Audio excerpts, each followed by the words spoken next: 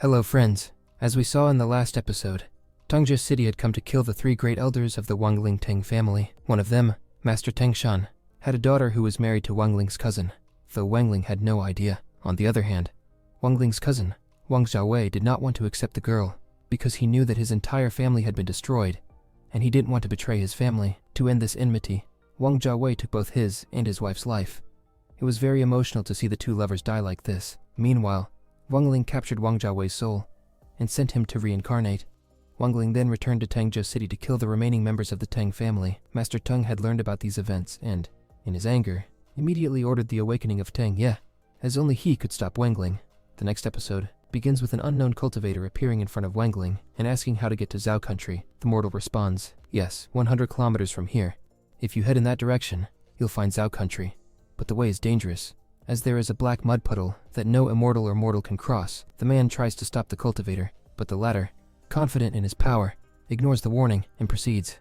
When he reaches the black mud puddle, he dismisses it as ordinary, using his flying sword to continue forward. However, a black energy emerges from the mud surrounding him. Surprised, the cultivator tries to free himself and takes a foreign power-up pill, which increases his energy, allowing him to break free. Frightened, he tries to escape quickly, but, as warned, no one has ever escaped the black mud puddle alive. A black energy forms behind him, dragging him into the puddle and killing him.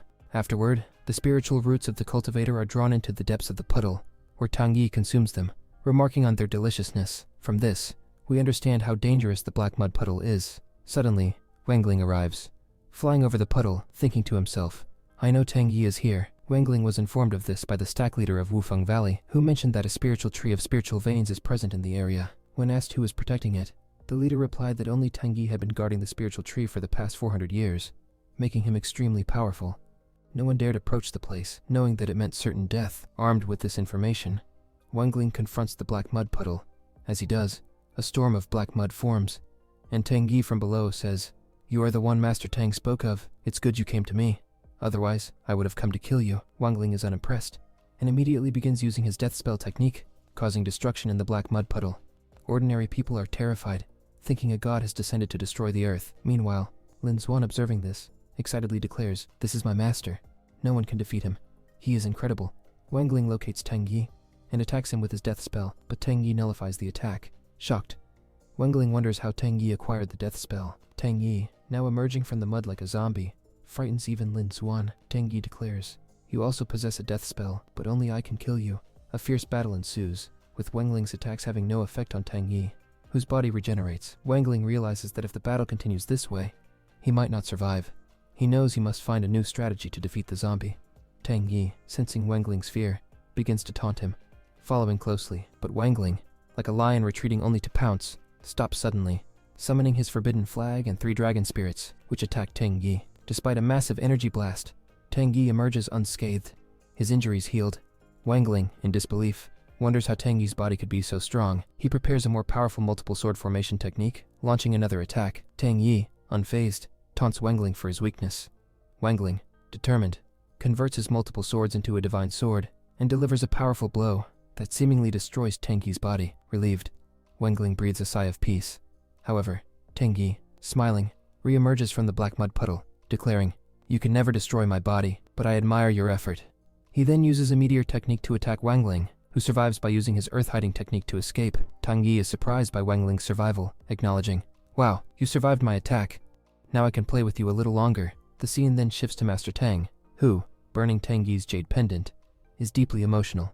His servant suggests sending reinforcements to help Tang Yi, but Master Tang refuses, stating that Tang Yi is too powerful to be defeated.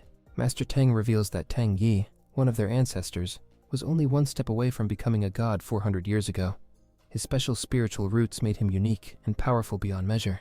Hearing this, the elder is astonished, while Master Tang concludes that unless Wangling becomes a god, his death is certain. The scene shifts back to Wangling, who is in bad shape.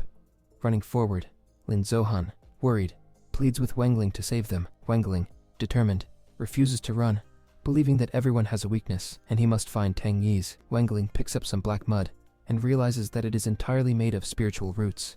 He understands that the Tang family has been strengthening themselves by using people's spiritual roots, but Tang Yi's technique is different. Wangling deduces that Tang Yi's body is also made of spiritual roots, explaining why it regenerates after being destroyed. Wang Ling knows he must sever the connection between Tang Yi and the Black Mud to defeat him. Just as Wang Ling figures this out, Tang Yi arrives saying, "You ran long enough. Now it's time to end your story." Tang Yi attacks with a centripetal skeleton, but Wang Ling remains unharmed. Tang Yi is shocked, while Wang Ling confidently replies, "I've been waiting for this moment. Now I'll show you why you can't stand against me." He activates his ice domain skill, freezing the Black Mud and severing Tang Yi's connection to the spiritual roots. Tang Yi, though impressed by the dense ice, questions whether it will stop him for long.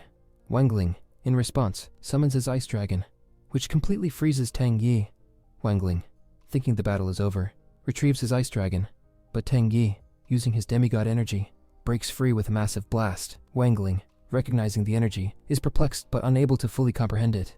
Tang Yi, with golden marks on his body, is thrilled, declaring that Wang Ling is the first person in 400 years to force him to use his final move. Tang Yi attacks Wang Ling, who tries to defend himself but finds it futile. During the fight, Wang Ling binds Tang Yi with chains, but Tang Yi warns that the chains won't hold him for long. Wang Ling then uses his Heavenly Ball artifact to attack Tang Yi's chest, revealing the energy of an ancient god within Tang Yi's body. Realizing Tang Yi may have become an ancient god, Wang Ling understands the gravity of the situation. Tang Yi, proud of his power, flexes before Wang Ling, boasting that he could have killed him at any moment. Wang Ling, now serious, shatters the Heavenly Ball into pieces and attacks Tang Yi's chest again, exposing a blood drop of the ancient god. Without hesitation, Wang Ling seizes the drop, angering Tang Yi, who taunts him for thinking he could win with just one drop of blood. Tang Yi summons a skeleton in the sky, but Wang Ling, empowered by the ancient god bloodline, crushes the skeleton with a powerful attack, injuring Tang Yi severely. As he dies, Tang Yi acknowledges the power of Wang Ling and falls. Defeated, Wang Ling captures Tang Yi's soul and keeps it with him. Meanwhile, Master Li, observing through a portal, is impressed by Wang Ling's power, not expecting anyone to become so strong. Back at Master Tang's castle, soldiers are struggling to break Wang Ling's shield barrier. An elder reports their failure, fearing Master Tang's anger. Master Tang, however, is focused on Tang Yi's jade pendant, now filled with holes. The elder, worried, asks what to do next, noting that Wang Ling killed their powerful ancestor, Tang Yi. Master Tang realizes that there is no other option but war. He orders the elder to summon all Tang family members to Tangjia City to prepare for battle. Because Wang Ling is coming, blood will flow in the city, and with this ominous note, our episode ends.